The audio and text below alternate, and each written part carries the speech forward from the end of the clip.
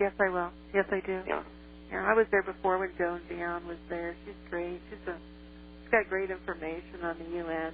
She's done a lot of interviews and so forth. And, so yeah, a lot of them are. Here's a question: what happens when the bank holidays? What's going to happen to shares during a bank holiday? Nothing. Shares are ownership in corporations. Even if all the brokerage firms were to shut down simultaneously, one of the things that they would do is send the share list of people who own street stock in a company, and the company would send them out the shares. Now, you may not have a stock exchange, but you get your shares. I'm not concerned about that at all. As far as taking share delivery, I've never been a big advocate. It's expensive, and it's inconvenient.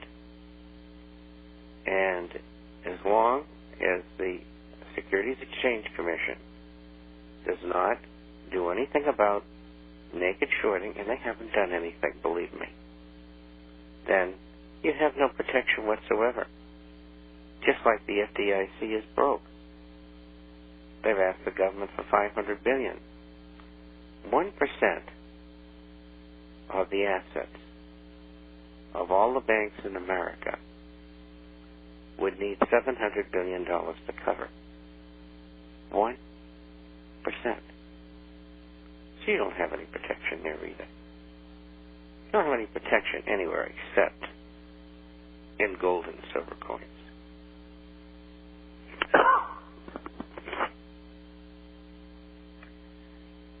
This question that comes in,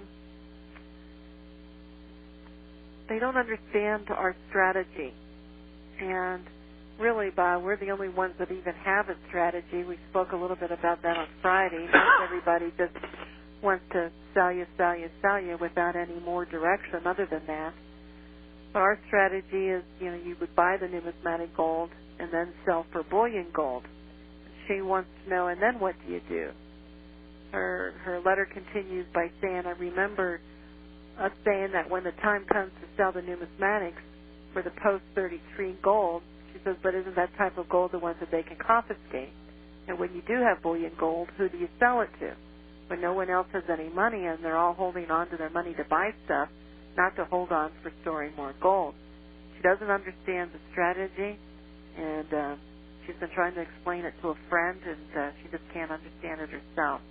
So, well, it's not as convoluted as you might think.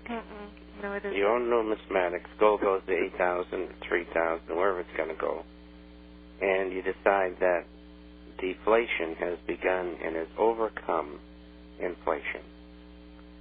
And you want to get totally into bullion coins. You do that. Now, if we take the 1930s and the 1870s as an example, everything dropped 60 to 95%, but going up. Now, I don't care whether it goes up or not. All I care about is it doesn't go down. It's wealth preservation. It's a place you go to keep your money or your assets safe. And so you would hold gold coins. The question as to who would buy them, gazillions of people all over the world.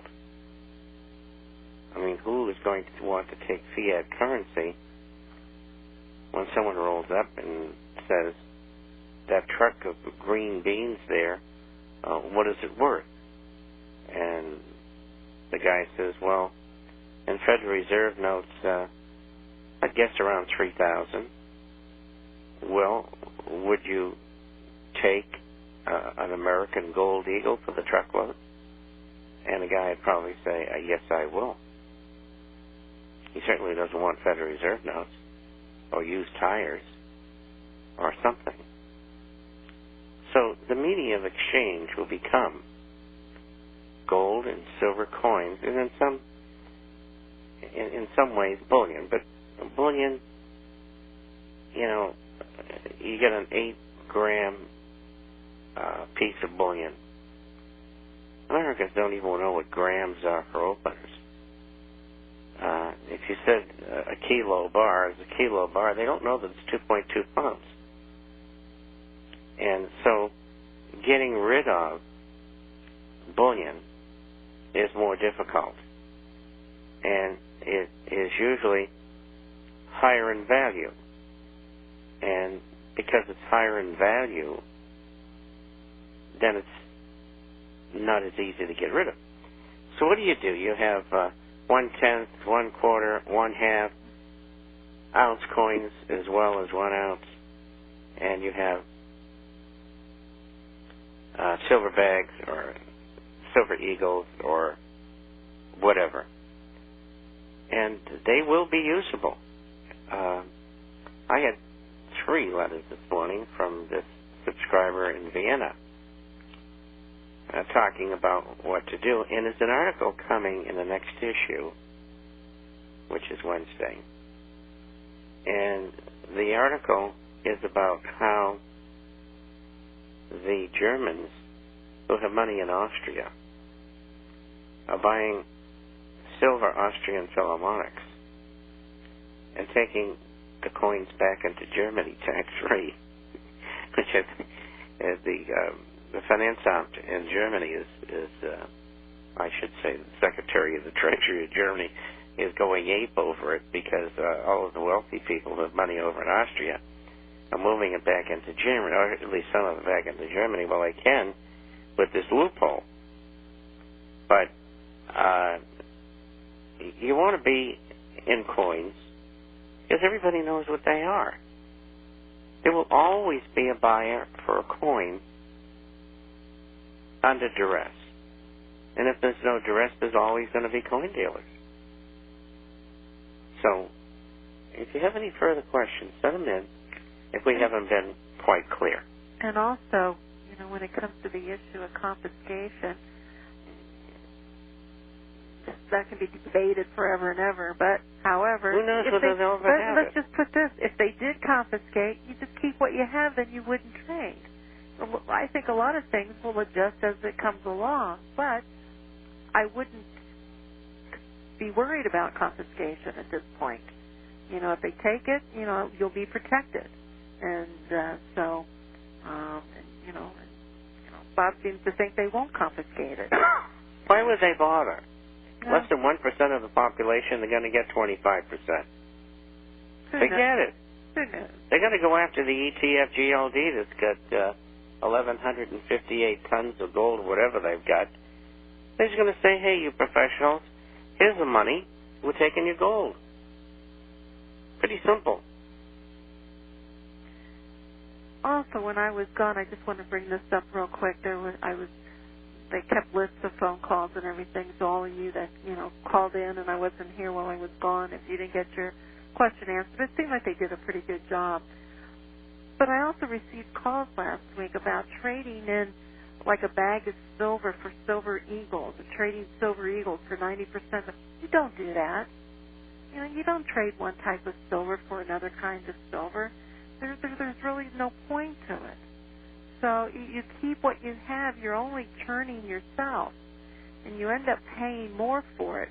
And so, I just can't see any reasonable explanation. Why you would want to do that. So, to me, I think there must be somebody out there. I haven't heard. There's got to be somebody promoting this. So, I'm sure. So folks, just hang on to what you do. Don't trade yourself out. If you have any questions, you call me. Remember, we're sticking to the basics. You want to keep things simple. You want to keep your portfolio simple. And you want to get as much as possible. Don't trade yourself in and out of a metal. Sometimes people make it difficult for us to protect them. Yeah. Yeah, true. And I've seen it happen over and over and over again. This morning I said on Joyce's program, I said, just have patience. the world is going in a handbasket. And, just hang in there. I mean, everything we've told you is going to happen has happened. So